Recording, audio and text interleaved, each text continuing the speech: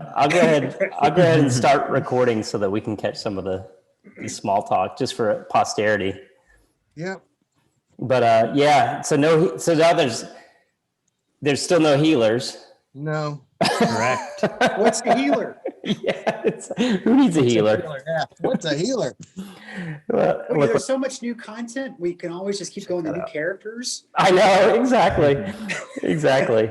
I'm like, well, everybody should be here based on what's going on in the next room that you guys are going into. So I figured with you need all 5 of you, or 4 of you rather. So, all right.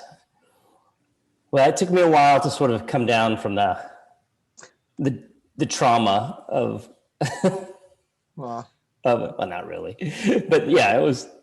I'm gonna see if I can get the music going again too. I can't remember how I did that last time. I need to. Oh, I don't remember. Daniel, a long time ago, you posted some playlists, I think on Spotify. Yeah, those were like good. D&D Tavern and Combat and Stealth. I'm still listening to those. Those are been really. Yeah, I do too. Shoot, why can't I never remember how to do? I need to just write it down once I. Oh, there's like a very specific way to do it. Yeah. Automatically. No, that's background noise. Audio in Zoom. Okay, you ready? Ready. Okay. So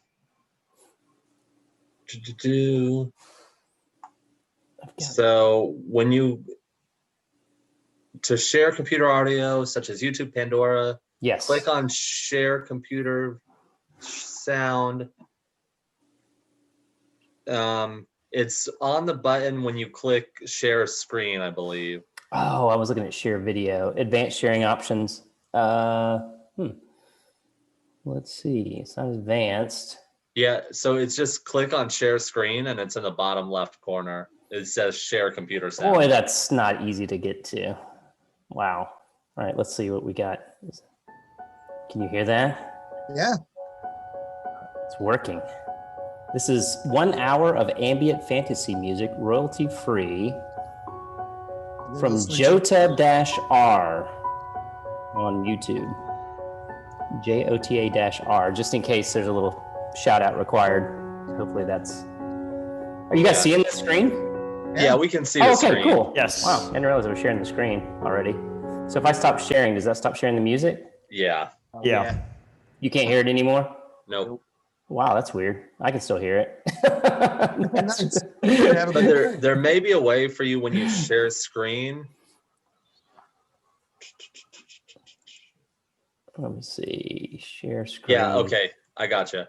Okay. So click on share computer sound and then go to the advanced tab and just click music or computer sound only. Ah. And then if I hit play again. Yep, we got it. Ah, cool. And I don't know what this is. Ambient fantasy, so it's not going to be like a soundtrack. And I'll see if I can turn down the. Yeah, I would turn it down just at the YouTube application. Oh, because does that turn my speaker down too? Let me do that. Oh, that's mute. That's way down. That's as down as you can get. How about that? Can you still hear it? But that's not too distracting. Maybe up a notch. Okay.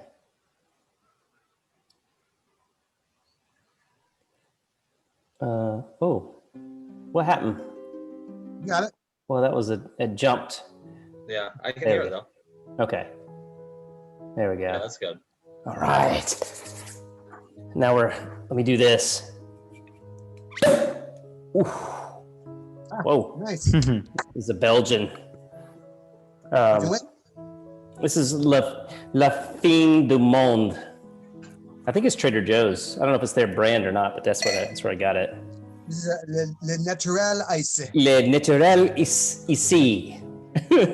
And I got the sticky stout too, by the way. Right. The sticky stout fairy came by. The melted ice. I got unsweet iced tea. Nice. Nice. All right. Oh, this is the sad music as you all are sort of standing over the corpse of Django, wiping a tear from your face. What do you have on him?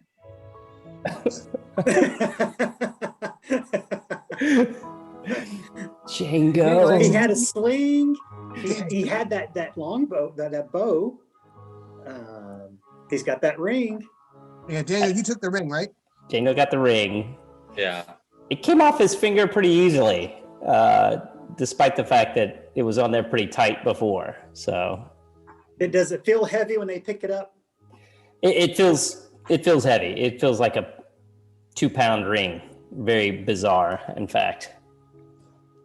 But let me share where you guys are at, just for old time's sake, just for fun. As Django fell to the floor, gasping for breath. Did we recover our hit points when we leveled up?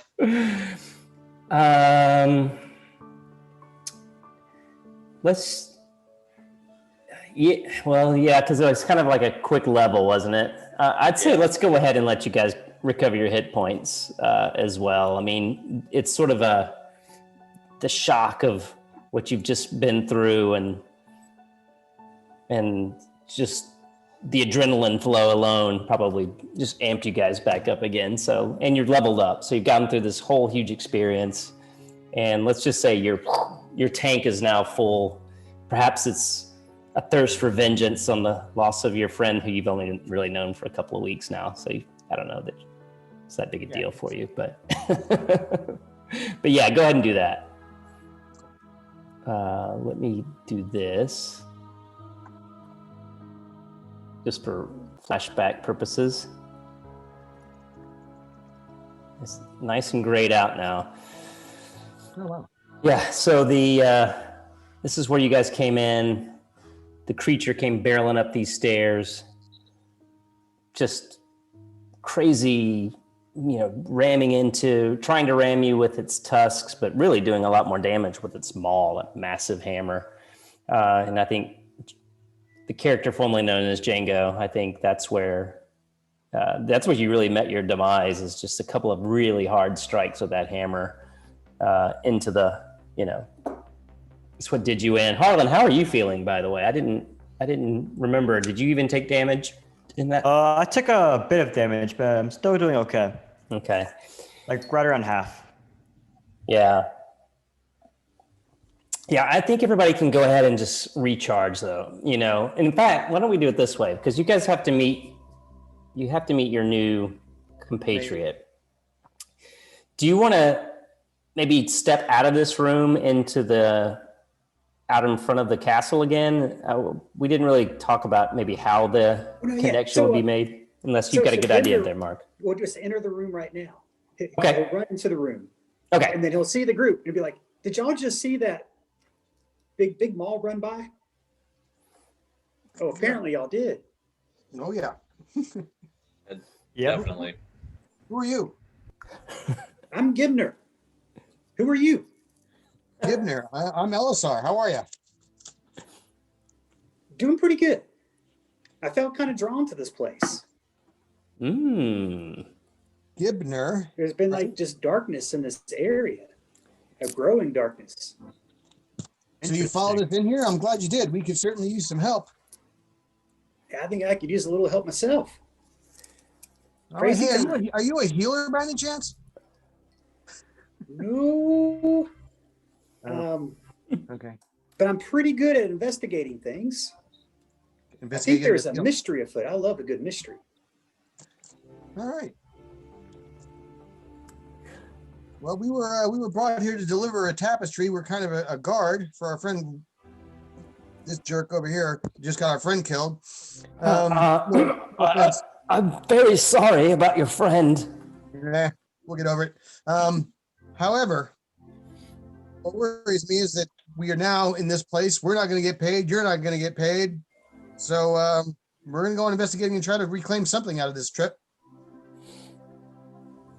Well, if I may be so bold, Rule speaks up. This is quite a large estate. I surely Arlock would have sent word had he not wanted delivery of the tapestry, but I don't know what that creature was doing in the here in the foyer. Obviously, Maybe having our friend for dessert, as he had your friend for a main course. But we'll look around. We'll recoup something here. Rule turns to Gimner. Now, what's Gimner look like? Gibner is bright green. He's about the size of a halfling. Okay. 3 feet tall, 30 pounds. And you notice he's got this tortoise shell strapped to his back. Kind of, Okay. For a little frog creature, kind of a big looking tortoise shell. Okay.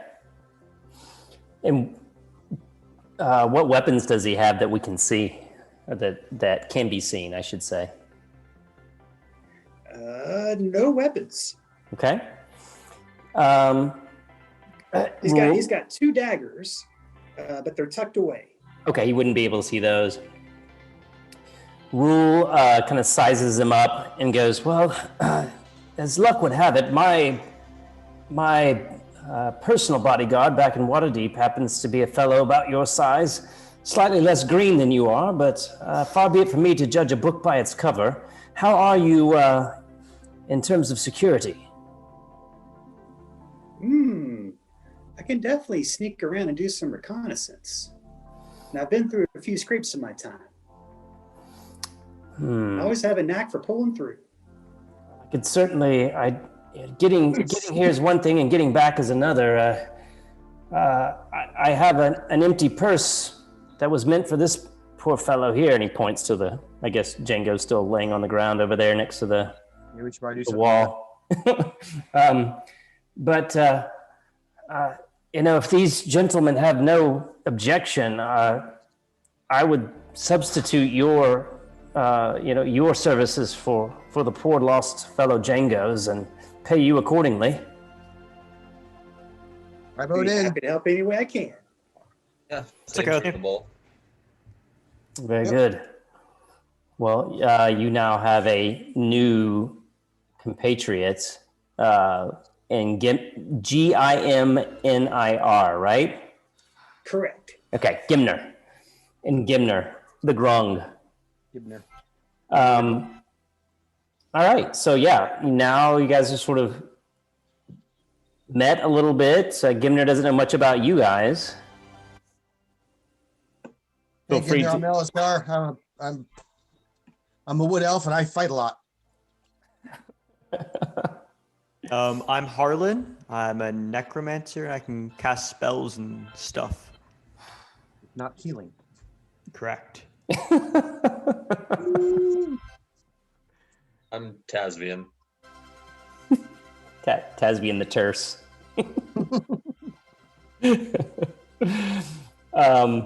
In keeping with Taz's character, of course. What happened to your friend here? Oh, well, no, sorry. That's Rule saw what happened. Never mind. Hey, Harlan, you said necromancer. Can you bring this guy back? Not at the moment. I don't have the magic capabilities to bring him back. Maybe in the future, but not at the moment. That'll be a cool trick. That would be a cool trick. So Can we take the body of Jenga out and either bury it or cover it, and so it doesn't get desecrated by like wild animals or whatever, and like give it whatever decent burial we could give him? absolutely. There's the walls on this, this structure are quite thick, even the interior walls. And so, no noise has really traveled as far as you can tell. The doors seem to be shut. This is a stairwell that leads down, that you can kind of see that it goes down. And this is the stairwell that the boar creature came up from. But this is the door that you guys came in and out of. So other than that, certainly you can take them back out the front door, should you choose.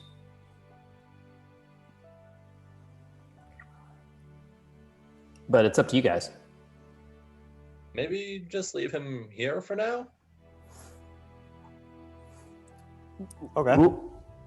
Rule says, if we are here and I have the 2 tapestries that are the fakes, you could wrap him in those.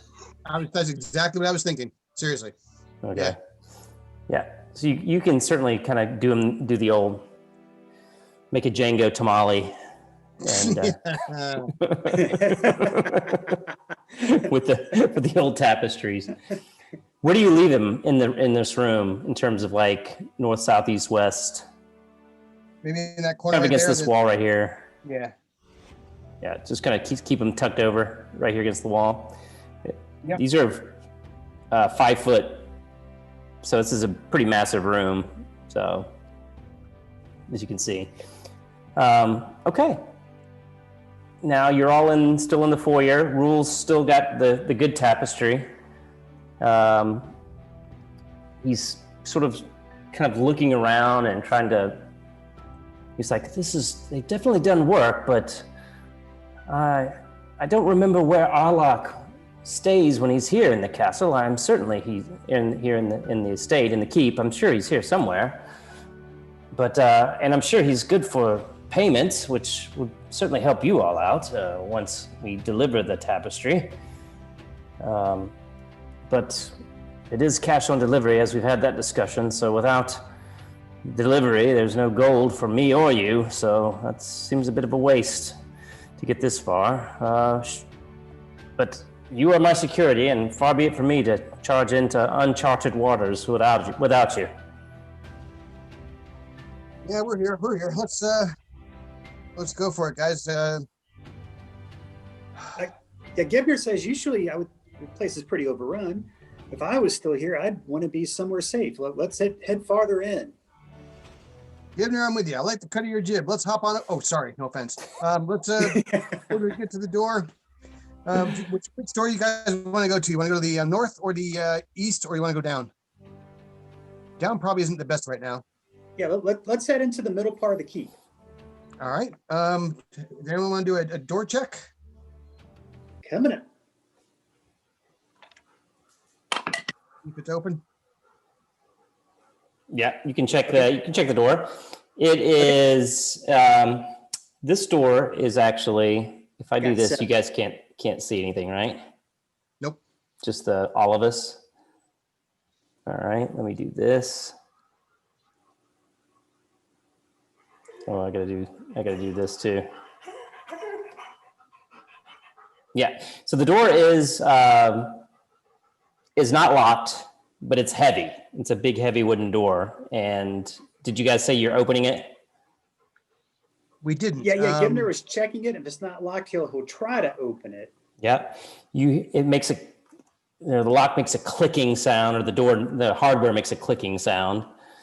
And it does not seem to be locked. Hey, can you give me a hand push this door open? I certainly will. LSR will help. Push the door open. All right, you swing the door open, and it opens into this other sort of chamber. What you see in front of you is a table, some chairs, and then kind of to the left is sort of another little kind of serving area. Looks like it could have been some kind of a prep area, maybe under construction still, but largely empty. Some pots and pans, some trash in the corner, but not much beyond that. Let's keep going in. What about that area to the north? Let's go. Let's keep on going. This area here? Yep. Yeah. Charging on in. All right. I got to remember what's in there now too.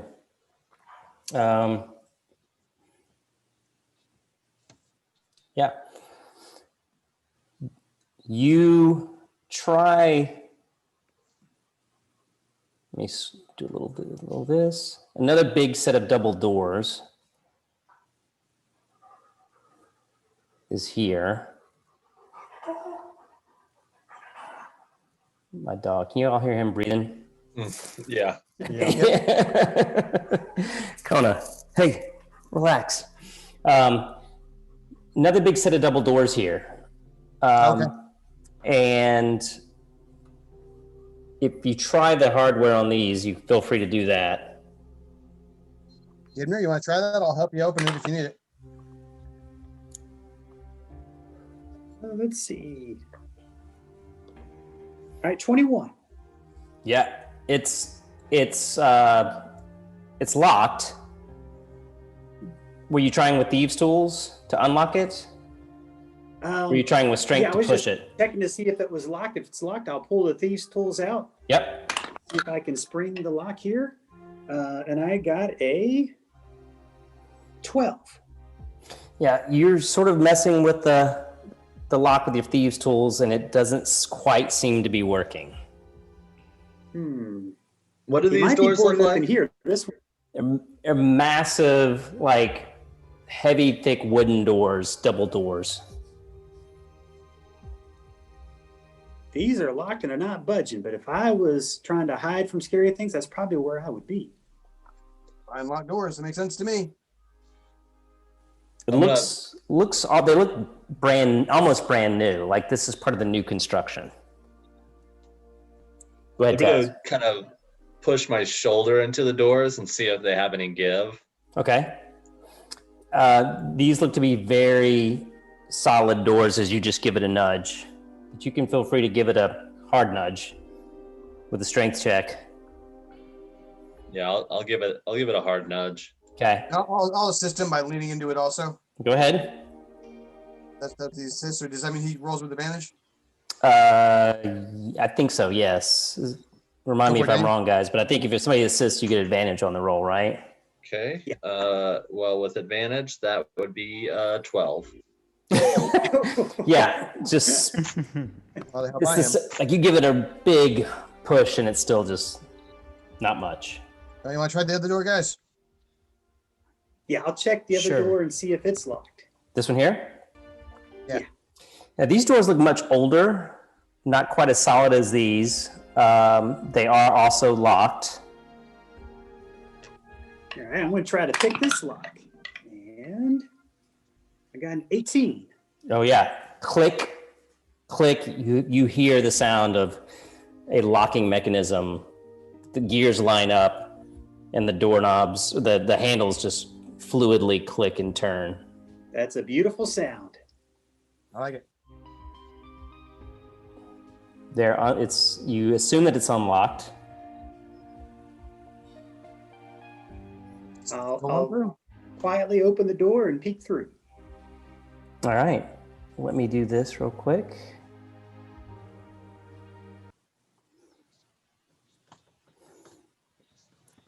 I'm sure this is what Roll20 does with a lot more ease. Kind of showing what's in and what's not in. But let me do this real quick. So you can kind of see what you see as you peek in. I'm having fun with like transparency and then boxes. So you can kind of see what. So yeah, are you quiet when you open the door? Trying to. Yes. Let's make a stealth check, please. All right. Got a good one. 28. Wow, despite the age of the doors, it just so smoothly opens without making a sound, and you just kind of see this hallway leading into this space here. All right, I'll move forward, listening and looking as I go. As you move into the room, you hear the sounds of talk, like a guttural talking and some arguing, some sort of clanking of metal to your north. Okay, I'll use my hand signals to the group to be quiet, and that I put my hand near my ear to say I hear, and I'll hold up as many fingers as I heard voices. You hear as you sort of differentiate, at least 2, maybe 3, maybe more. Okay. So he's relaying that to you guys. Where are you all at? I'm walking in right. I'm going to walk in behind him now. Okay, I need you to, are you being stealthy? I am being stealthy. Okay. Make a stealth check for me. 20. Yeah, you're also being very, very quiet. Although I do have I've got my water canteen in one hand and my sword in the other, and I'm slowly starting an incantation over the water. Okay. So how far are you in, Gimner? I'll move right up against that wall near the opening and just crouch down. So as you crouch, you see there's a bed right here. All right, I'll peek around the corner. You see, as you peek around the corner, what you can count at least 2, maybe 3 or more large sort of humanoid creatures. You would probably know based on your level as well.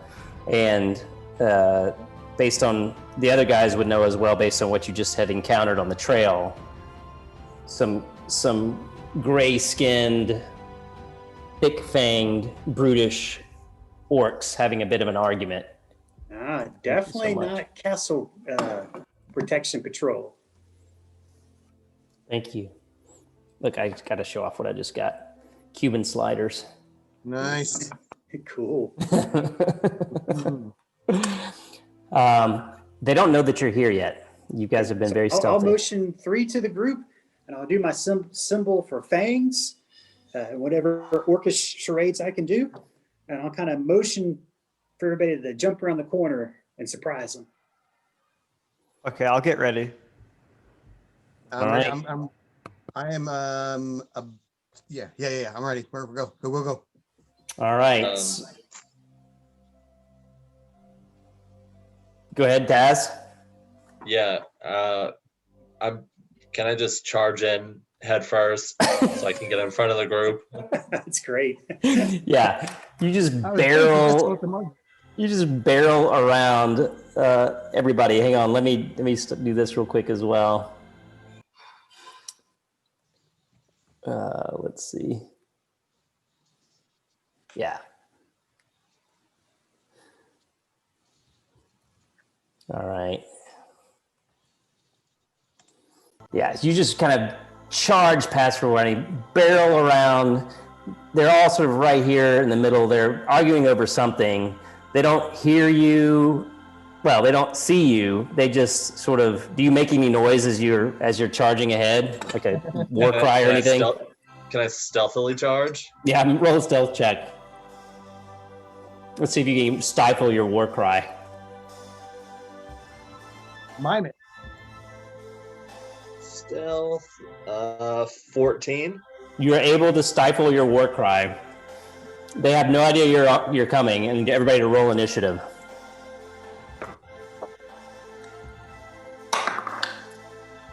Ooh. 11 for LSR. Okay. 14 for Gibner. Okay. 8 for Taz. Oh no. 10 for Harlen. I hope you guys have better. Combat rolls. Gimner, what was yours again? 14. So, and then LSR, you were what? 11. Okay, so Harlan's a 10, and then Taz. Well, they are surprised. So they have no idea that you're coming. And as you sort of approach, you see there's actually 4 of them, sort of in a huddle around, kind of around this, whatever it is they're looking at. They have no idea that you're coming. Fortunately, they're surprised, so they're not going to get to go on their turn. So Gimner, you surprise them, you get to go. Okay. Gibner holds out his palm. Okay. And he manifests this psychic blade in his palm. And you start to see this substance secrete from his frog-like skin. It starts to drip over the blade as he then hurls this psychic dagger at one of the orcs. Oh, man. You know, I got to see if I can find some better music. This is too much fantasy and not enough combat. I mean, we got to get something a little bit more hard charging here. Or maybe just no music at all. Hang on. Are y'all seeing my screen? Yep. We see the map. Oh, you see the map. Okay. Yeah. Okay. Let's see if this is any better. Yeah. I'll fast forward to that Cool, song. man. Cool. Snap. That sounds a little better. Hey, that's regal. We got to get Patrick to play some music for us. I know, man. Here we Just- go. I need you to get on the bass. So roll to hit there, Gimner. All right.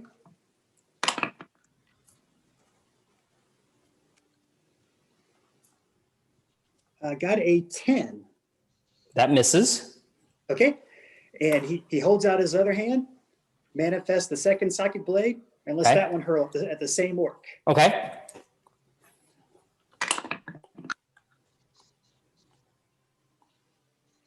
All right, that was better. 24. That hits. Okay, that's his offhand. All right, that's going to do 9 points of psychic damage. Ooh. So this is kind of probably the orc, if you can just picture almost like a diamond of them. 4 points. What kind? He doesn't get the modifier. It's 4 points of psychic damage. 4 points. Okay. Yeah, his offhand attack. Yeah. Got it. All right. So think of it as like almost like a diamond. You know, like there's a orc there, there's two there, and there's kind of a far one. Of those four, which one did you hit? The one closest, or one of these two, kind of on the Closest to me. Okay. In fact, I can probably do that shape. You guys see a diamond anywhere? There it is. Kind of like And then he'll make a there's poison 1, 2, 3, that 4. drips off my skin. Okay. And he'll make a Constitution saving throw, a DC 12. Oh, he did not make it. Okay, so he's poisoned for 1 minute. Ooh. So if he's poisoned, that means he has disadvantage on attack rolls and ability checks for 1 minute. Okay. Great. And that ends your turn, Yes. Gimner? All right, Elisar, you're up. Elisar is going to cast Armor of Agathis on himself. I was muttering over some water, Mm-hmm. made a couple of potions, and boom. I have a protective magical force surrounds me, manifesting as a spectral frost. I choose it to be light blue. That kind of Okay. shivers a bit. That covers me and my gear. I gain temporary 5 hit points for the duration of the spell, which is an hour, which is good. Understood. And if anyone hits me in a melee attack, if they hit me, they automatically take 5 cold damage. Wow. Okay. I cast that on myself, and that's Sweet. my turn. Okay. Harlan. All right. I'm gonna step around the corner Okay. and I'm gonna catch firebolts to the closest one. This one on the point right here. I think, is that the same one that you hit to Gimner? Yes. Okay. All right. It'll be a 19 to hit, That hits. and then it'll be, let's see here, 4 points of fire damage. Not in my turn there. Okay. So he's sort of like just hunching over. It's almost like it's hitting him in the back. Boom, boom. Taz, you're up. I'm just whichever one is closest. Okay. I'm just going to approach. I am going to rage. Rage away. I will Meryl. recklessly attack. I love it. It's the same one that just got lit up by Harlan. That's the Okay. closest one to you. 20 to hit. 20 hits. Okay. And then that is 7 points of slashing damage and 3 points of radiant damage. So, as being the good closer that you are, feel free to describe what happens to this orc whose back is to you as you just you guys come around like wild banshees and just bum rush this orc. Yeah, I'm just gonna use like the spear part of the glaive and just impale through him, just straight through his midsection, just like towards one of the other orcs. So they're just chest now burster style. Yeah, just like John Carpenter's The Thing or something, or like Aliens, just like right out of the chest, like the thing comes through. Nice. Yep. So yeah, it just sort of lets out this guttural. Then the breath leaves its lungs and it collapses forward. There are 3 orcs now, sort of almost in shock as they're no longer surprised. They've got their weapons in hand. They've got great axes. You guys are all, wait, let's see. So who's close? Who is, besides you, Taz, who is close to them? I'm close by. Elisar, you're close. How about you, Harlen and Gimner? Are you guys kind of back here, or are you up in their grills collectively? I'm like in the very back. You're far away. Okay. So 2 of them grab great axes. One of them grabs his javelin. And the one with the javelin is sort of the one in the far point, as I'm pointing to my computer screen. You guys can't see that, right? Is this one right here. It's just going to sling. It's going to just chunk it. Gimner, where are you at? I'm still crouched down right at the corner of that bed and that wall. Okay, so they don't even, you're probably, in fact, if you have cover, I think that it's probably like half cover. So I'm just going to roll the dice and see if it goes towards you, Gimner, or you, Harlen. So 1, 2, 3 for Gimner, 4, 5, 6 for Harlen. Harlen, it's obvious. I mean, Gimner's small. He's crouched. They don't even see him. He just swings it right at you with his javelin. All right. And it is a, let's see, 13 to hit. That misses. Okay, so the javelin just tong in the thing right over, kind of over your head. It just shatters against the stone wall behind you. The 2 closest to you, one goes for you, Taz. One goes for you, Elisar, and with a great axe. So Elisar with the great axe does a 17 hit. 17 does hit. Okay, so 17 hits with the great axe. He does. He doesn't know, obviously, that you've got the spell. He does, let's see, 9 points of slashing damage. But then what happens to him again? He gets 5 points of cold. Okay. So he just takes his great axe and just smashes into you and just almost doesn't drop it, but just sort of kind of looks shocked as he just expects it to embed in you, but not to feel any pain in his own hands. As the cold goes up his hand. Yes, Taz. When he attacks Elisar, Yep. I would like to use my Sentinel feat to use my opportunity to attack him. Go for it. That's a great feature. That's great. 23 to hit. That hits. And 10 points of slashing damage. Oh, I'm going to call you Taz the Lumberjack. You're just taking these guys down. So what happens when you go after him? He's got this cold damage that just got him shocked, and then what happens? I'm just going to vertical strike straight into his face. It just orc blood just sprays everywhere.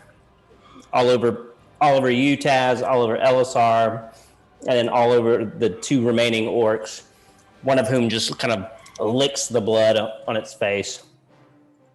I'm just going to nonchalantly shake him off with my glaive.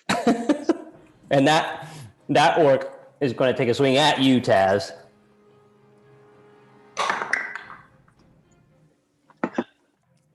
And it is a 21 to hit. 21 hits. And that is a 12 points of slashing damage. The one that licked the blood off his face just just comes down on you with his great axe. And that'll end its turn. And Gimner, you're up. Gibner, he'll have the psychic blade form in his palm. Okay. And take aim at the one that just hit tap. And let Okay. it fly. Go for it.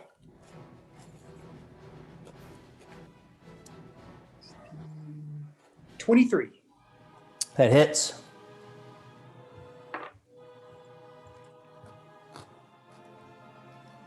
All right, that's going to be 7 points of psychic damage.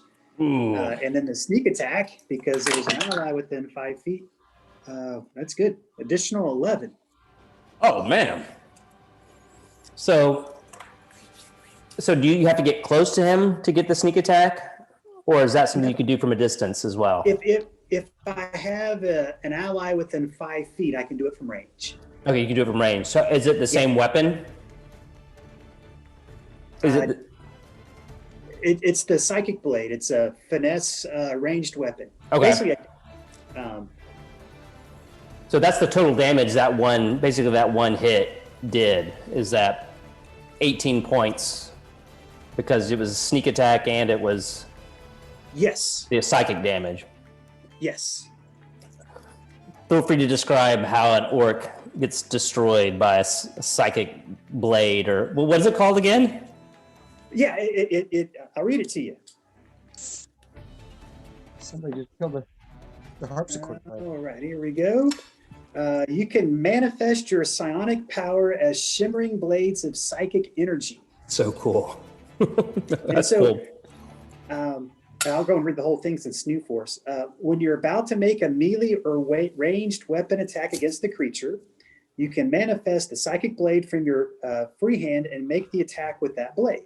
This magic blade is a simple melee weapon with finesse and thrown properties. It has normal range of 60 feet and no long range.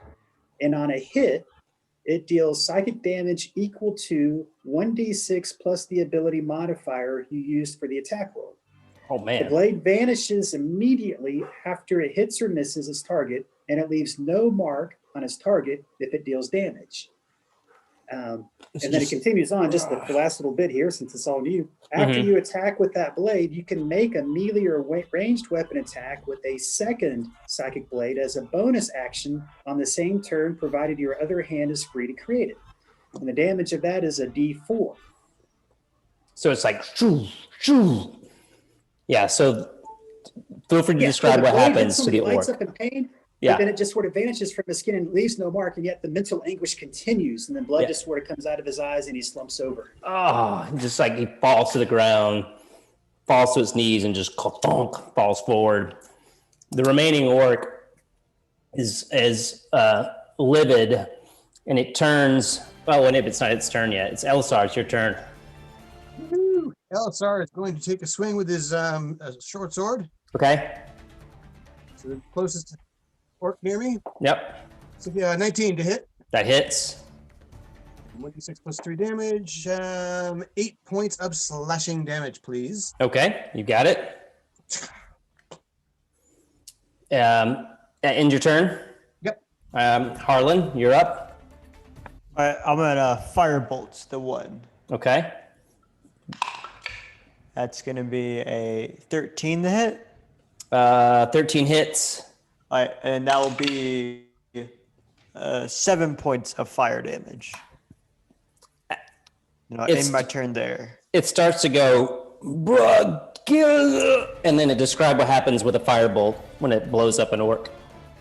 So it's gonna like blow up right in his chest, and he's just gonna like fall backwards, and you have like a big burn mark there.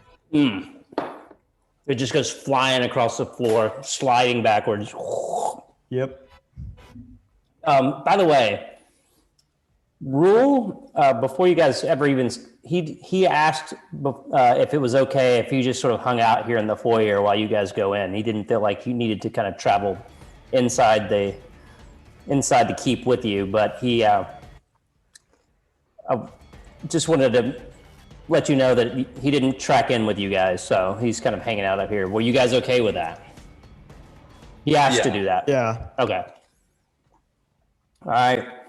Yeah. So just the orc carcasses are everywhere. You see, well, no more movement in the room.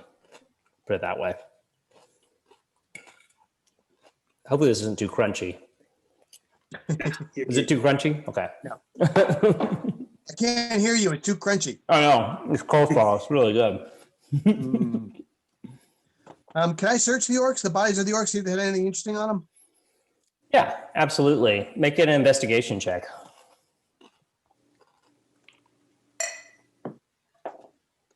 I don't find anything. I barely find the bodies. What'd you roll? A 2. Yeah. You've got orc gore in your eyes. It might be difficult to see right now. It's kind of on your glasses. Yeah. Anyone else? Yeah, Gimner will approach and help kind of search the area. He Okay. likes checking out the walls, under the beds. Okay. Yeah. Make it an investigation check as well.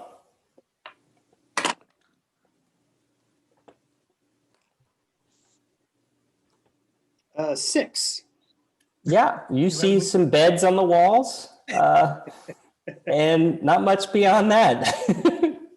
Hard to see past all the guts splattered. Yeah, a lot of guts everywhere. So, anyone else?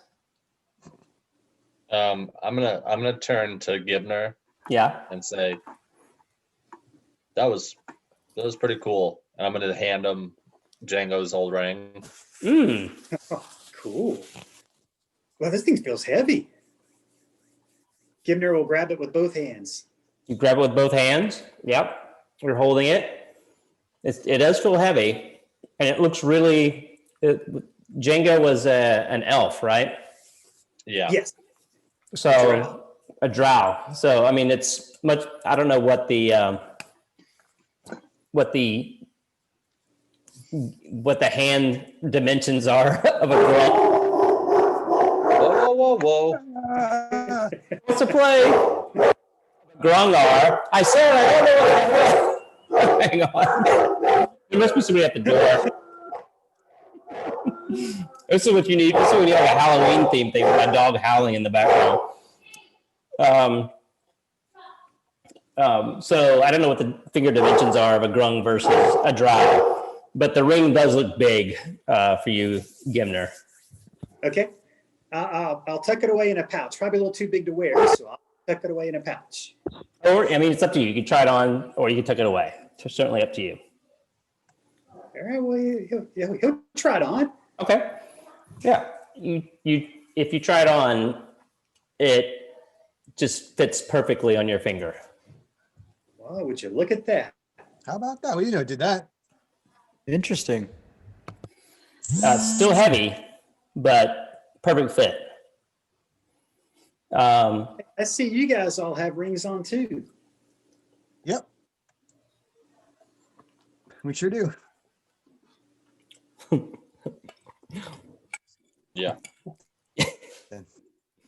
Not the most loquacious group. No. Hey, I'm gonna go check on Raul, make sure he's okay. I'll just zip back around the corner and let him know the coast is clear, and I'll come right back to the group. Yeah. You go back and Rule's still sitting kind of in the foyer. Just he's gotten some of the debris from the other room that you guys went into that was empty, like a chair even. He's not gone in deeper. He's staying close to the front door, but he's sitting in a chair now and just sort of kind of waiting. He's sort of twiddling his thumbs. How's everything going in there, young Gimner? Hey, coast is clear. You want to come in? Might be a little safer, closer to us. You can hang back, but yeah, I might. I better stay here with the tapestry just in case. I'm not so comfortable inside the keep. If there's been nefarious creatures already that you've encountered, I didn't hear a lot of commotion, but I did hear some loud sounds. What was that all about? just a couple of orcs. You might want to hide under your tapestries in case something kind of strays in. That's a great idea, but unfortunately, well, not your old friend, but they're being occupied. But I'll stay here for now, he says. All right, I'll head back to the group. Okay. Did you guys discuss anything amongst yourselves while Gimner took off? That prog guy's pretty good. I am green with envy. Oh. You're supposed to reply, it's not easy being green. Oh, yeah, right. Oh, this is, man. Well, at least your background isn't a hermit. Yeah. Ah, it's going to be bad. I love you. Hey, guys. Hey, hi, ho. Give me the frog here. All right. So you guys kind of go back and you're at this part of the let me reshare. It helps. It's hard to see if you can't see it. Yeah. So the corpses of the orcs has sort of laying all over this room. Taz investigated, I think. And wait, did everybody investigate? Or No, I didn't investigate. Taz did not investigate. I just Okay. gave Gibner that ring. You get the ring. Okay, so Taz and Harlen, you guys are sort of left there, other than the beds and the orcs, so you're welcome to look around here as well, should you be so inclined. Harlen, with your passive perception, I think you will notice that these orcs are dressed, not that there's any sort of uniform or insignia, but they have a very distinctly similar look to the orcs that ambushed you on the trail in. Okay. From a tribal that's the group. tribal perspective. All right. I'll tell that to the group. I think these guys are kind of similar. Once he says that, you guys can start to sort of pick out, maybe some insignias, some stitching, things like that in their armor that looks like they may have, they didn't buy them all from the same store necessarily, but they kind of from the same sort of plunge. What am I thinking of? What's it called when a pirate does what? Oh, plunders. Plunders. I was gonna not plunging, not plummeting. Plundering. Plundering.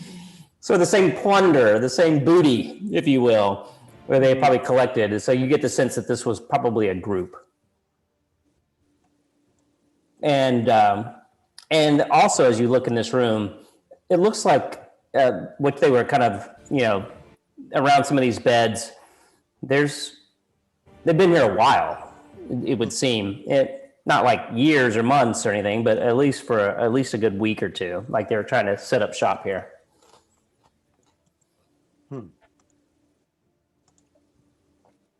So there's like bundles of bones and things like that they collected. Gibner's going to quietly move to the north and start listening to see if he hears anything from any of the doors.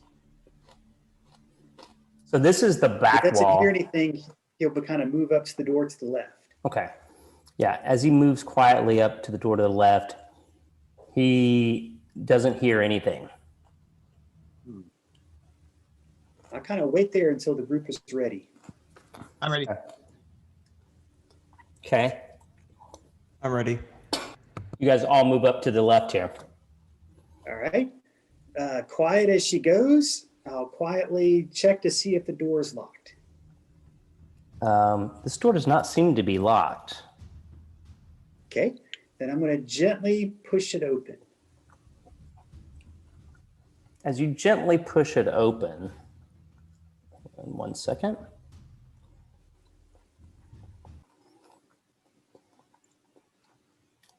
Let me adjust so you can see what's in it as you gently push it open.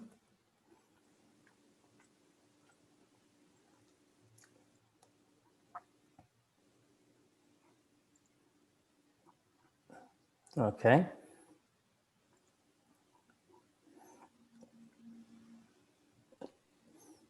You kind of open it into what seems to be another kind of large room. As this door slowly opens, you see sort of a long, your vantage point, at least at this point, is kind of a long hallway. And it kind of hooks around. So you really can't see around this corner, but you can see that it goes all the way over this way. And this is a large fireplace here on this wall. Okay. He's going to kind of hug the wall to the corner and peek around the corner. This wall here? Yeah. Okay. Yeah, you hug the wall to the corner. I need you to make a stealth check.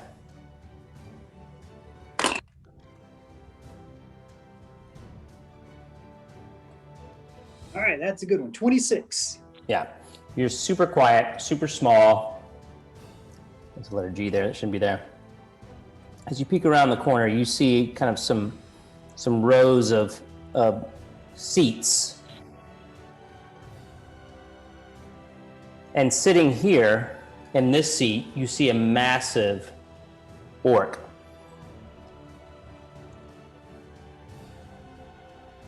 Okay. Instead of doing, I'm going to do one hand motion. I'm going to motion for the group to be quiet. Then I'm going to use something called psychic whispers. Okay. All right, psychic whispers is you can use your psychic ability to establish telepathic communication between yourself and others. Okay. Perfect for quiet infiltration. As an action, you give yourself and at least one other creature the ability to speak telepathically with each other. So I roll this psionic dice, and it tells me how many creatures in total. So I rolled a 2. So I roll my talent dice and choose creatures you can see up to a number equal to the number you rolled. So 2. And for 1 hour, we can speak telepathically with each other. Okay. Wow. So since Taz was the one to charge in on the orcs, I guess 2 people would only be me and him. I'll tell him that I see, like, we can just talk to each other. I see one giant orc sitting on a pew, like third row back. To let them know. And then to the group, I'll just motion 1 and I'll do big fangs. Okay. And so they may or may not understand big fangs, but you're still sort of just hovered here. They're still hovered there. And this one is just sort of sitting there looking at the fireplace, not really noticing you yet. Yeah, I'm going to stay hidden. And Taz, we can speak to each other telepathically. Yeah. How big does he look? She looks massive. Maybe 1.5 times the size of a regular orc.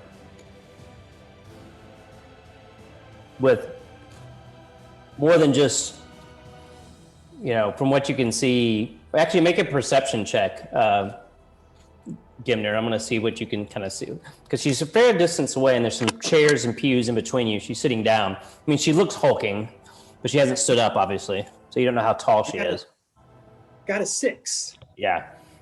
She looks larger than your average orc, just looking at shoulder breadth. You can't tell much more about her than that. Other than she's got a really cool kind of warrior top knot. What do you think, Gibner? Can we take her? That last room went pretty good. I say we go for it. Okay, so I'm gonna turn to LSR and I just lost it. Harlen. Yeah. Harlen, and I'm gonna say, you guys keep your distance, and I can keep this big bad away from you. Got it. So All just right. stay at least 10 feet away from it. Cool. Okay. All right. So I'm gonna try to sneak as close as I can get comfortably. Make a stealth check.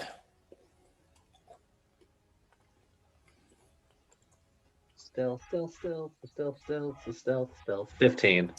You're able to sneak kind of on the ground, kind of soldier crawling.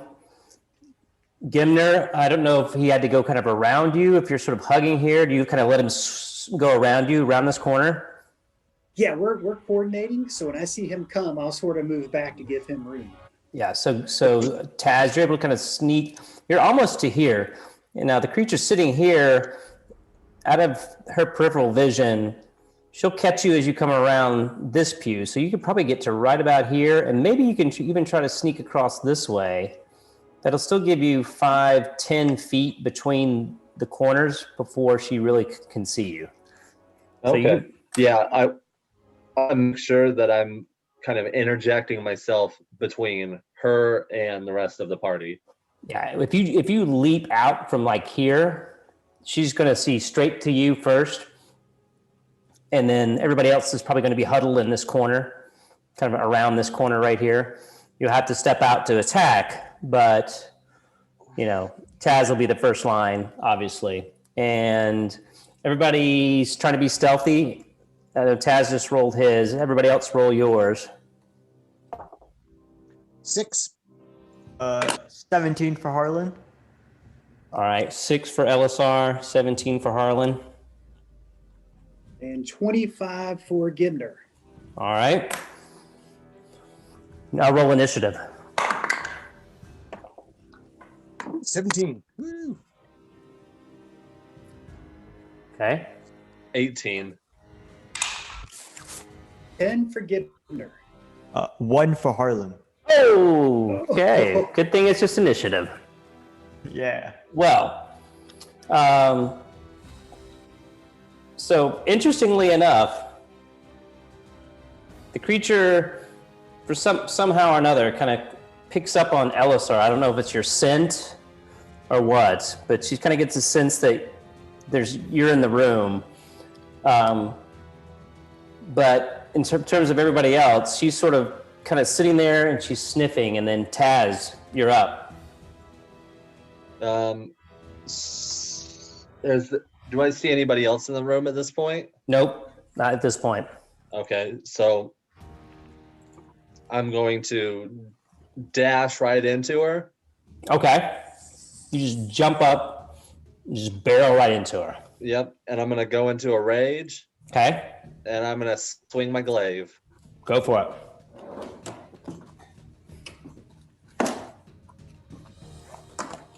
A 20 to hit. That hits. That would be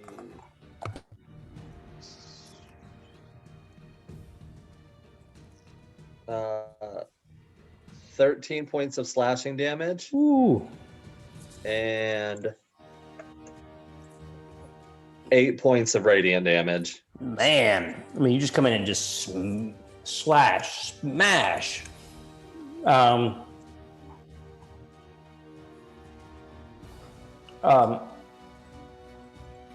right, Elisar. Actually, I kind of messed that up. That's okay. Elisar, you're up. All right, I'm going to Eldritch Blast, please, at the Orcus.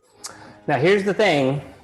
Taz is sort of here, kind of between you and the orc. So can I sidestep and shoot just, You can on your left? You can step out. You can use some of your movement. So each of these are 5 feet. So you can use some of your movement to get out and kind of create a different angle to get to her. I'll try to move 10 feet and then get an angle and shoot. Yeah, that should work. Maybe 15 based on where Taz is, but yeah, that should work. And think of Iron Man with his repulsor, pulsar beams coming out of his palms. Like, Okay. Just barreling right towards her, and does a 4 hit? It does not. All right, but it looked good. This smashes into the pew here, this front pew, and just boom, explodes. Gimner. Okay. Yeah, Gimner's gonna move along that front pew to kind of use it as cover. And if he can get a good angle, he'll let loose one of his psychic blades. Yep. Again, because Taz is kind of between you guys, you might have to step out from beside the pew a little bit more. So I don't know that you could stay there. No problem. So what I'll do is I'll use let me do this. I'll use a bonus action to dash. Oh, yeah. That'll give 50 feet. So I may, if I need to, get all the way to maybe back towards the fireplace then. So like maybe back in here. Yeah, I want to, kind of keep Taz and kind of generally in front of me, but, enough to get an angle. Maybe right in here. Yeah, that'd be good. Perfect. And then I'll let loose a psychic blade. Okay. All right, 17. 17 hits. Okay. I got a total, just did the math here, 3, 6, 5, 11 total points of psychic. That's this psychic blade and the sneak attack combined. Yeah, so it just, she sort of, she's just gotten smashed by Taz, sort of grabs her head, the big explosion there. Does that end your turn there, Gimner? Yes. Harlen, you're up. All right, I'm gonna cast Witch Bolt level 1 on this creature. Okay. You have to be able to see her to do that, I assume. Yes. Okay. I'm gonna step out and I'm gonna see her and then cast it. Go for it. Ooh, natural 20. That hits. That definitely hits.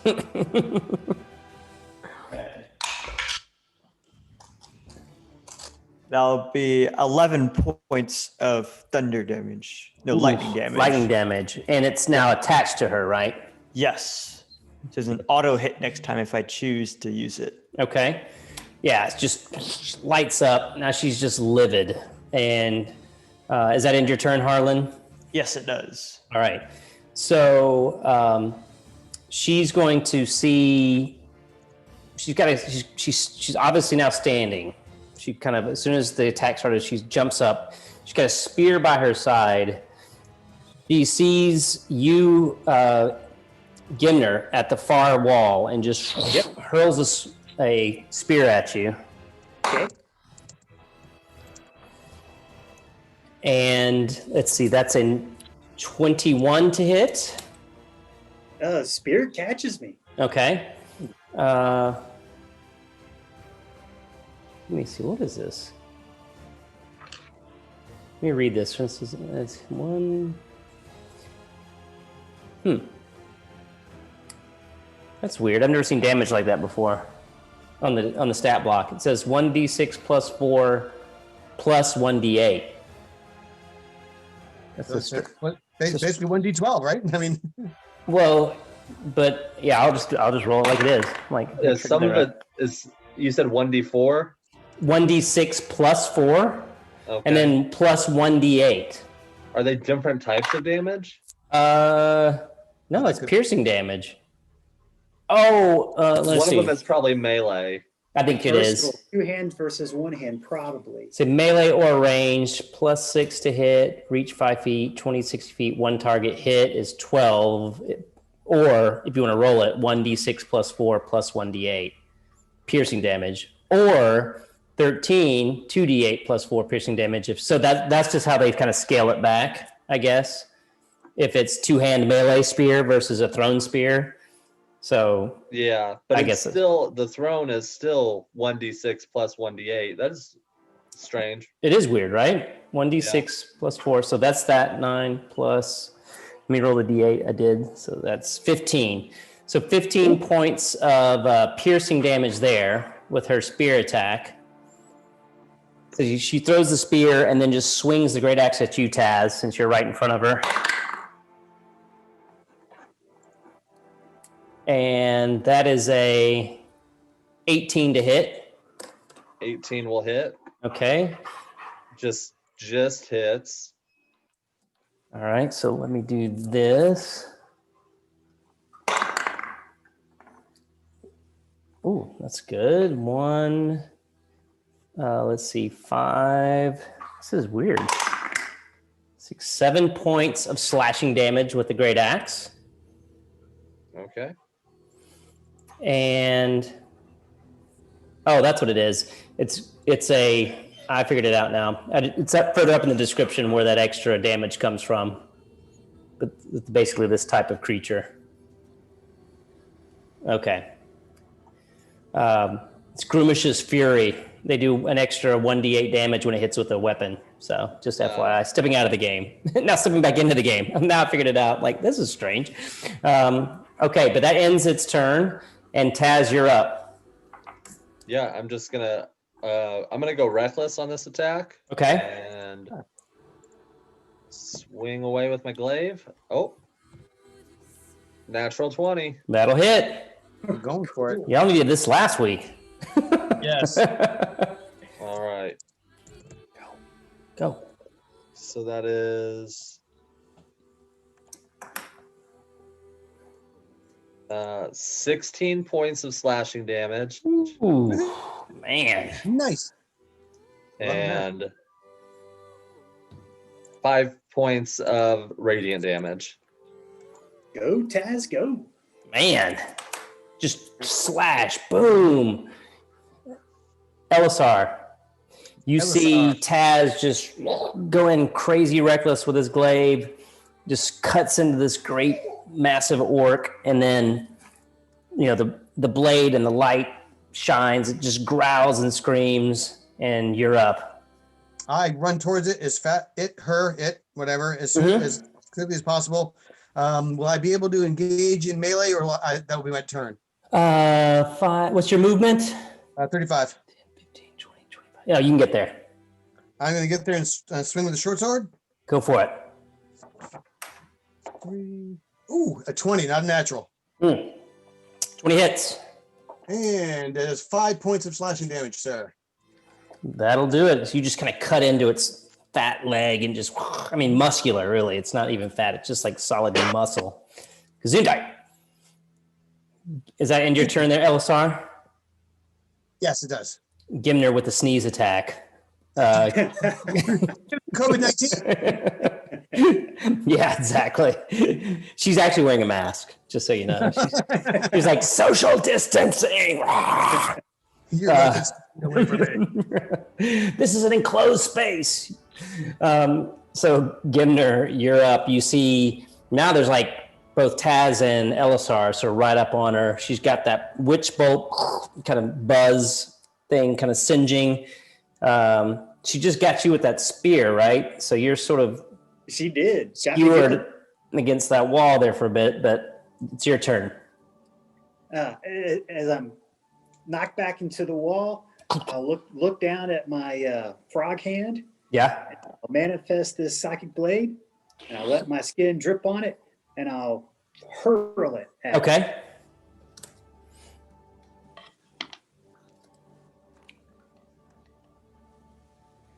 And that is a 19. That hits. Okay. Da-da-da. Okay. I got 14 points of psychic damage, and then she makes a Constitution DC 12 roll for the poison. You made it. Okay. She's fine. Okay. All right. Does that end your turn there? I'm going to use my bonus action to hide, Okay. given Spear has kind of left a mark. Okay. Yeah. So you kind of see there's the fireplace here. There are the pews here. Other than that, the room is fairly kind of, austere. So do you want to roll forward and kind of tuck up under this first pew? That makes sense. Yeah, it'd be fine. Okay. So you just kind of take a few steps and just do this little forward kind of Willy Wonka roll, but instead of standing up, you just sort of tuck under and you're kind of hidden I got underneath this. 11 on the attempt to hide. Yeah, I think you can do that. It's stealth check, right? So yeah, you can. Well, let's see. What's her perception? Actually, that's compared against her wisdom score, isn't it? If Yeah, she's actually looking for you. Yeah, probably her passive. Creatures usually have a passive perception. I don't see it in the stat. It would be above their weapons, but below their stats. Like with all of the extra stuff, like damage immunities and... Yeah. Oh, there it is. I found it. Yeah, and their sense. It's with their senses. Thank you. Yeah. And so, what did you roll? A what? I rolled an 11. So you are hidden. You're hidden. At least I think I am. Yeah, you feel like you're hidden. You Not feel sure if I secure. Your fog blood might be oozing out and giving some stuff away, but you feel like you're hidden. Harlen, you're up. All right. Since I hit last time, I get an auto hit this time. Okay. And that'll be 6 points of lightning damage. Oof. In my turn there. Okay. It's the creature's turn. Taz, you're right in front of her. She's going to sort of great axe at you again. All right. Let's see. 21 to hit. That hits. I'll just roll them all at once. Man, the odds are ever in your favor this time. So it's like, so that's 6 points of slashing damage from the great axe. Okay. It's going to swing it again and try to hit you, Elisar. I'm ready for it. I'm going to use my opportunity attack when it swings on Elisar. Okay. Go for it. A glaive.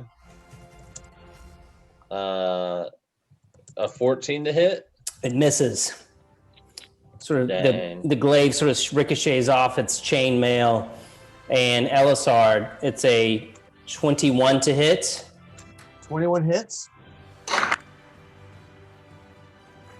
swear I've rolled more damage ones. I think it's the guilt from last week. So coming in, it's like it's just oozing into my dice, which is fine. I'm not a psychotic dungeon master. I'm not.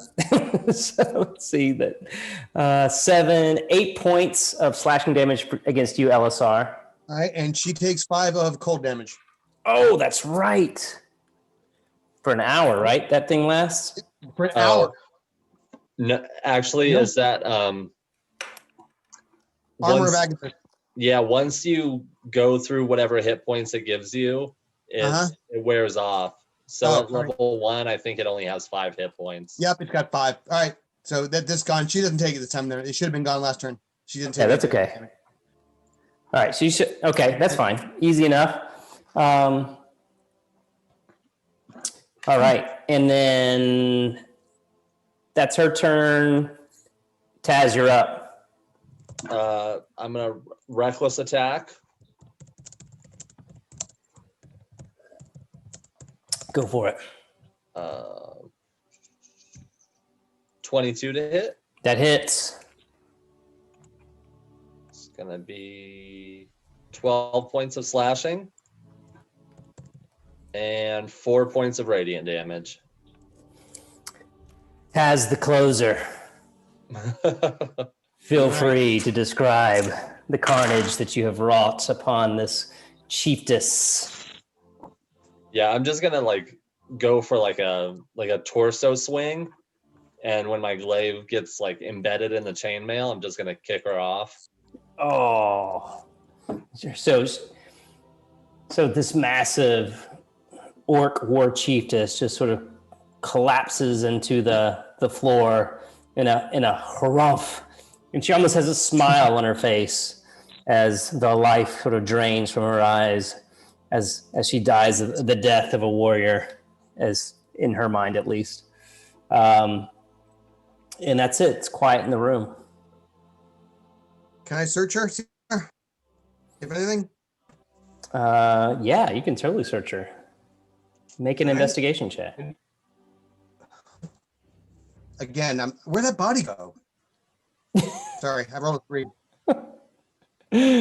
Yeah. So yeah, she's just. I mean, again, it's a pretty shocking scene. Here, I can do this now. I'm just getting rid of some of this some of this stuff here that's now you can see better. Okay. So yeah, this is the whole room. You kind of look around and see there was a big fire pit. She actually had sort of a bed that's set up over here. This massive structure here is not a table, but it's actually kind of the bed where she was most likely sleeping. But that's what you can just see without doing any sort of investigation. Did we lose Patrick, or did we just lose you on video? No, y'all got me now. I went through my data on my phone, so I might have to. Oh no! I have to go in through my laptop. So. Oh no! Okay, we got you. We can hear you. Okay, cool. That's cool. I'll give the room like a good once over. Yeah, make an investigation check.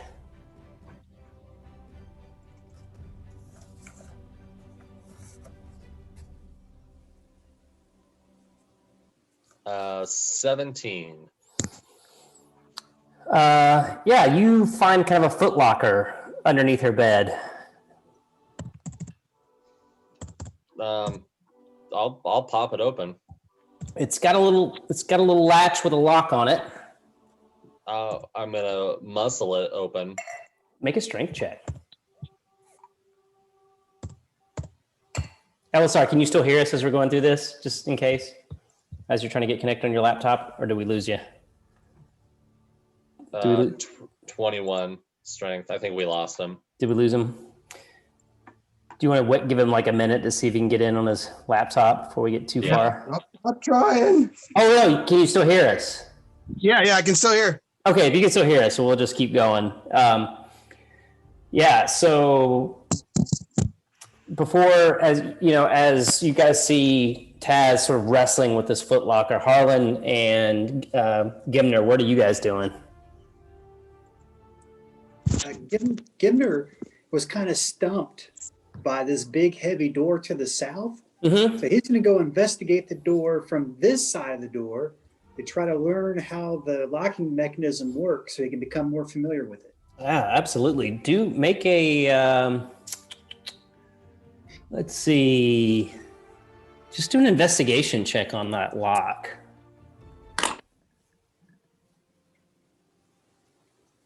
17. Yeah, you are studying the lock. It's a very well built, sort of the metallurgy involved and the kind of the engineering of the lock is very, very high quality. You can kind of deconstruct it. It's just a mechanical lock, but it's just more than say just it'd require some really, really specialized eye-hand skills coordination to pick it.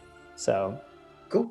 But it's like a brand new door, clearly probably part of the new construction process as Arlock Floshin's, estate was being rebuilt. Maybe one of the first things that he purchased as he was going through. And you can actually unlock it from this side. Yeah, I would like to do that. Yeah. So it's unlocked from this side. And if you decide to open it, you would see that that's kind of the room between the foyer and that you guys were in earlier. I'll look up from the footlocker that I'm prying open and say, is Rule still in there? I'll open the door and go check on Raul real quick. Okay, so you're gonna if you walk all the way through here, Rule sort of peek in this door. He's still down kind of here. He's got his chair sort of next to the front door here, but he's still kind of looking over his shoulder. He's a little freaked out by that boar creature that came in, so he kind of keeps looking over his shoulder to see if that thing's coming back or not. Hey, I found a place you can hide if you want a safer place to hide. Do you think the tapestry would be safe here? Rules had 19 different accents so far, just so everybody's keeping count. Can you guys hear me, by the way? We can hear you. A little faint, but we can hear you. Gotcha. Cool. Yeah, we got a place we can hide the tapestry too. Come on, help me drag it. I'll show you where. So it's pretty heavy. Rule can kind of muscle it, but with you helping him, you guys can both kind of just drag it across the floor. Are you taking it in here? Yeah, we're going to take it and put it under the ogre's bed. Ah, over here. So, Harlan, what are you doing? I'm kind of just keeping watch around the room, kind of looking at the doors, make sure no one's gonna kind of rush us. Okay. Yeah. So you see, this is the door you came in. This is the big fireplace. This is sort of a, maybe like who knows what Arlock had in mind, but definitely this large orc creature had sort of repurposed this room as her master suite, if you will. And you see a door here, Harlan. It's also locked. I mean, obviously she wanted her privacy for whatever reason. Meanwhile, Taz, you are able to pry this footlocker open. And as you open it, you see that this probably was a party of plundering. There's the word. It came to me this time. Not plumbers, not plunging, but plundering orcs with, this orc chiefess as their leader. Her name actually was Brogilda Gore Flayer. I thought that was pretty cool. So Brogilda, the orc chiefess, had been sort of ransacking and rummaging through the countryside, making alliances along the way, perhaps, and collecting some things that she thought might be valuable or helpful at some point in the future. And what you found, Taz, is the footlocker, basically, where she was storing these things. And what you find within this footlocker are 3 large gemstones worth 50 gold pieces apiece. Okay. And what looks to be a couple of potion bottles, as well as you guys can still see everything, right? As a bead, like that might go into a necklace. So 3 gemstones. 3 gemstones.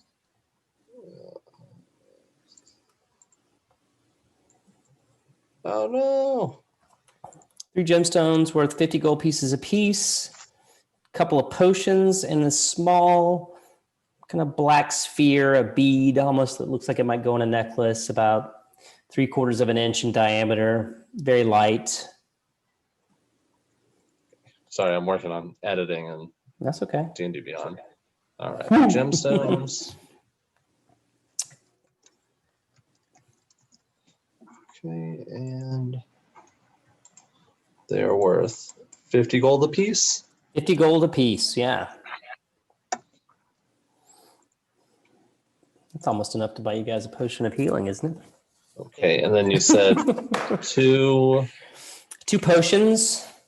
2 potions. Are they different or do they look similar? They're different. Okay, so I'm gonna just put potion 1 and potion 2. Do they have any descriptors? Yeah, so the one potion, as you kind of hold it up to the light, you can see that it's kind of transparent. And there's something floating in it. It looks almost like a fingernail. Okay. And then the other potion, as you maybe look, kind of look to the light, it's definitely red. And the liquid, think of it almost like a lava lamp, continuously sort of drops into this small little tiny sphere and then expands to fill the bottle again. It just undulates like that as you kind of I'm just gonna expansion. type red lava lamp potion. Red lava lamp potion. I mean, there's a liquid, but the red within the liquid is what kind of goes to a small point and it fills the bottle again. And then a little black pearl. Little pearl looking thing, little sphere.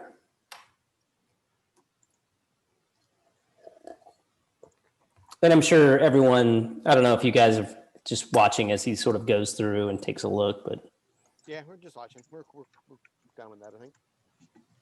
Well, since I know, I think Harlen, have you checked out items before? Kind of. Can only wizards do this study like that, or can anyone do that to see what they are? Wizards have a spell that allows them to know exactly what an item is. Well, that's Got a it. verify, right? Yes. Yeah.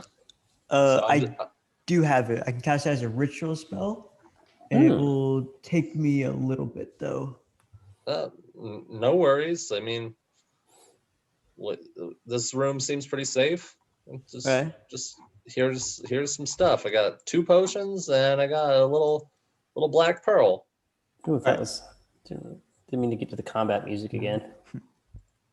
I'll cast identify ritual spell on the first potion. Okay. How long does that take? Describe that spell for me. 11 minutes. Okay. Ooh. 11 minutes for the first one. Yeah. So, Gimner, how are you doing? Gimner's going to go ahead and close those big doors. Okay. And then he'll go sort of stand guard at the door we originally entered from, up near the fireplace. Okay. On that Just top side over there. Uh-huh. Yeah. You're standing guard there. You guys are kind of going through there and kind of watching as Harlan goes in and does his identify. And after 11 minutes, you said the first potion, Harlan? Yes. You sort of discern as you're kind of staring at the whatever that is kind of floating in it. You realize that's the fingernail of a fire giant. Okay. And this is a potion of fire giant strength. Right. This potion is a potion of fire giant strength. Okay. I'm going to add that to my inventory. And then I'll cast the identify ritual spell on the second potion. 11 more minutes. 11 minutes. Yes. Okay. Yeah. So another 11 minutes go by, and you're casting on the potion that keeps kind of doing this little undulation of shrinking into a bead and then expanding to fill the bottle. You realize that is a potion of diminution. Okay. I'll tell that to everyone too. Okay. I put that in my inventory. And then I'll cast the ritual spell identify on the pearl too. Okay. Yeah. So as after another 11 minutes now has passed, and 33 minutes of just sort of chilling, recovering. I don't know if you guys are taking a short rest at the same time, if anybody needs it. Yeah, let's take a short rest, guys. If you need it. In this room. We'll take it. Okay. You, Harlan, you determined that this is actually a bead of force. All right. I'll But tell just- that to everyone too. It's just the one bead of force. All right. Only one bead of force right here. All right. I added it to the inventory. All right. Alright. So the bead of force, A potion of fire giant strength, a potion of diminution, diminutive. That one, easy for me to say, and then some gems actually. So fairly decent little haul there that these guys had sort of collected. Potions. the bead of force is basically like a little cage hand grenade. Yeah, it's not your daddy's M80. Yeah. Yeah, but 4 of them make a stick of dynamite. Yeah, exactly. All right, so I'll share back this so you can kind of see what you've discovered thus far here in the keep. Rule has taken you up, Gimner, on your offer, helped you drag the tapestry, and it fits quite nicely underneath this makeshift bed that Brogilda Gore Flayer had sort of turned this table into her bed. I mean, there's a bunch of furs and not very comfortable looking furs and leather and things, but it's not like fine stuff that she'd kind of piled on top to to turn it into her bed, but she did like the idea of sort of this elevated thing. The footlocker was underneath it, and turns out the tapestry fits perfectly underneath it. It's about 20 feet wide. I mean, it's massive. So when it unfurls, it'll kind of cover a whole wall section that big. So it fits nicely right there. Cool. And Raul, if you want to hide here under some of these fur blankets, you could probably hide out here too and be a little safer. It certainly seems more comfortable than sitting in that chair for how much longer. I've got a bit of a bad feeling about that first creature that came in, and I mean, it ran out so quickly, but I can't imagine that it's staying away. I don't know. I just have a bad feeling about it. Well, I'll show him how the door mechanism locks in case he wants to lock it. Okay. Yeah. So you can show him quickly how to kind of close this down, lock it up. He's following your every move. He's an artisan and a craftsman, so this wouldn't be that. He uses tools in his, as he's creating tapestry. So for him, this is not that difficult to figure out. So he's following along with you and understands how to lock it up. So you say if I hear something that sounds dangerous, to go ahead and lock these doors. This is my safe room, right? Yes. And when we knock, the password is penguin. The password is penguin. Very good. Yes. Lock the doors and stay safe. He turns and kind of stares at this sort of motif in the floor, and he's like, well, Arlock always had a strange sense of humor, but I don't remember it being quite this macabre. I wonder where the old bat is. Have you seen him as you've moved through the keep thus far? Nothing yet. Okay, well, the tapestry is here, but I still need to collect the coin. Yeah. All right, so what you guys see is kind of in front of you here. This is kind of where you've been thus far. You're sitting kind of in this room, kind of huddled around this little area here. Although, Harlen, you were over here sort of kind of listening in, I think, Yep. to this section. Mm-hmm. Anything over here that you want to do? No, I think I'm just gonna stand there, just make sure no one's gonna come in.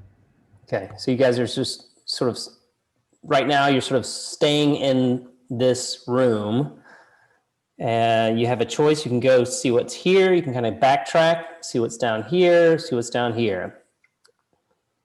Was there anything past the fireplace? That is this back wall. It's not very illustrated, but it's sort of the back wall of the keep. So it's just a big solid structure here. Harlan, do you hear anything behind the door? I'll go ahead and listen. Make a investigation check. Okay.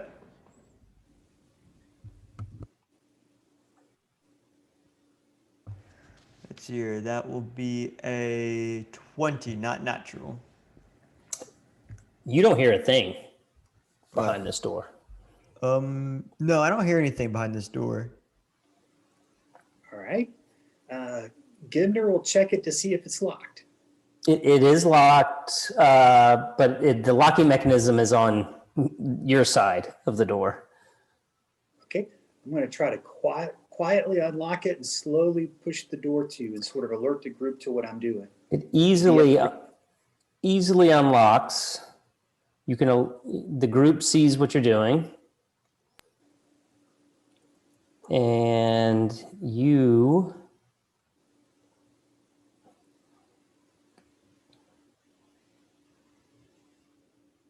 all right. There we go. You open the door. I assume you open the door, right? I don't want to create actions for you, but you're unlocking it. So I open the door and peek around.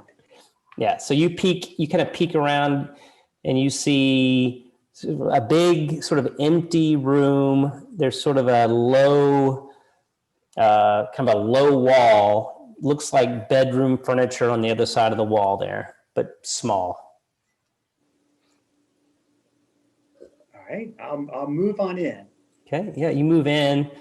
What you discover is a room that looks like there's this big empty wall here, big empty space on this wall here.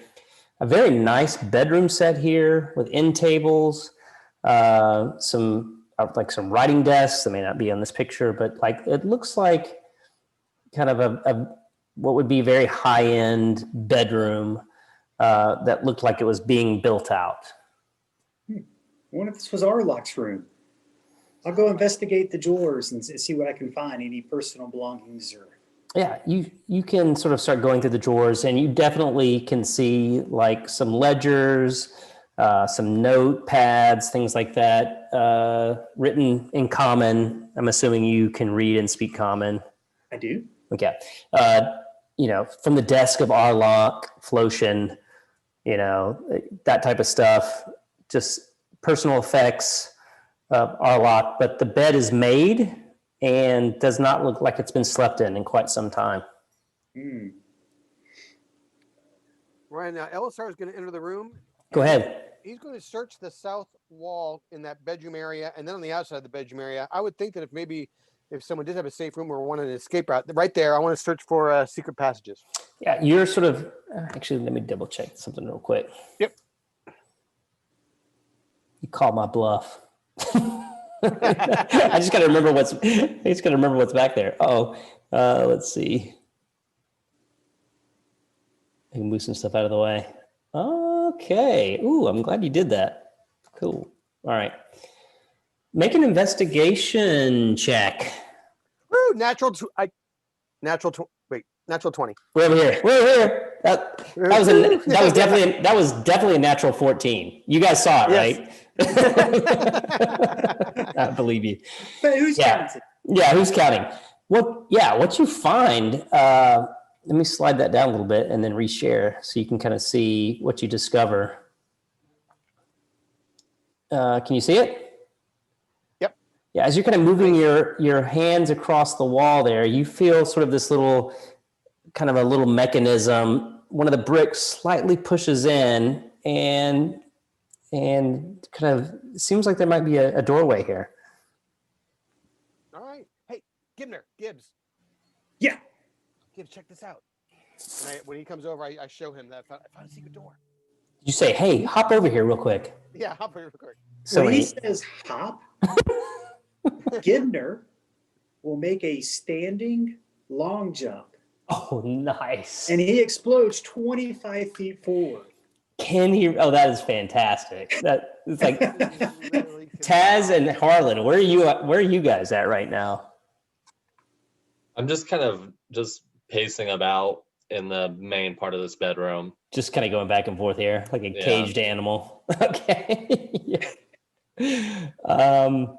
Harlen, how about you? I'm kind of standing behind Elisar's, looking what's going to happen. Okay. So Gimner, pew, 25 feet, 5, 10, 15, 20, 25. You land like on the other side of this little partition. I was kidding. But wow, that's cool. Yeah. Reminds me of like Men in Black when that guy runs up the wall. What? Yeah. So Gimner, you're seeing Elisar sort of press this little kind of indention in the wall, and what looks to be sort of a small doorway kind of appears. Neat. Yeah, I'll investigate it and try to open it. I'm right behind you. Yeah, it opens freely. Nice. Yeah, I'll open the door. Okay. Let's go in. All right. Move this out of the way. What opens up as you open the door?